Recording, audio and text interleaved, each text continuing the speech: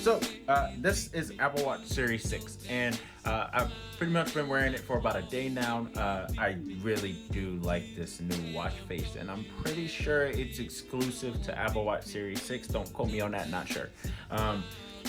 But I really do like this new Apple Watch. Mainly, I came from a cellular Apple Watch Series 5. I got that when it came out, and I really liked it.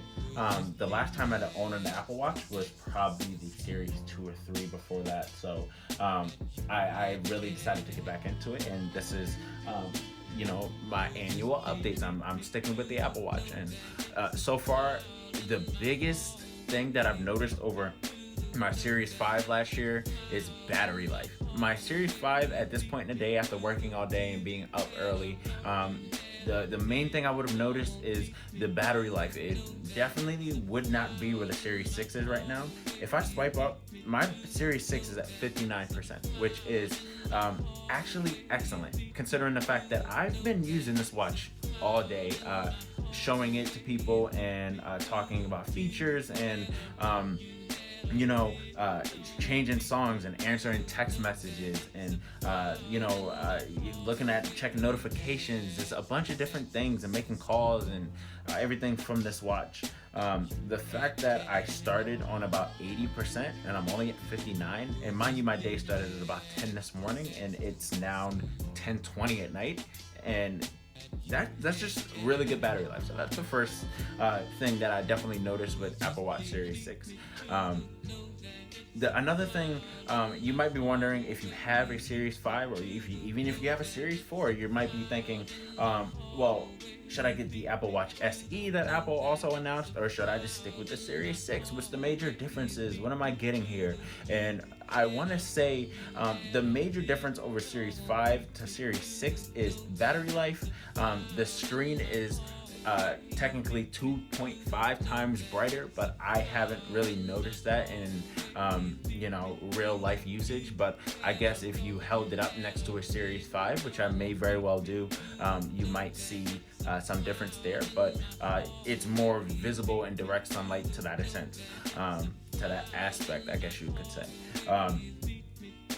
But the biggest thing is Apple's new blood oxygen sensor that they built into the Apple Watch. So when you get your Series 6, you're going to see an app that looks just like this. You want to tap that, and then the Apple Watch, once you hit start, is actually going to start checking your blood for oxygen. And it's going to try to give you its most accurate reading on how much oxygen, how saturated your blood is with oxygen. And it's a really cool feature, especially for people that are super into working out and their health and everything like that. This is a handy feature. Now, I don't truly know how accurate the Apple Watch's reading is when it comes to your blood oxygen sensor. I do know the way Apple's doing it. They're shining 2 or 3 different types of light. I believe it's green and blue, green and red, I believe that's exactly what it is, that shines through your skin, and it's able to pick up the oxygen in your blood and then give you an accurate reading based off of that.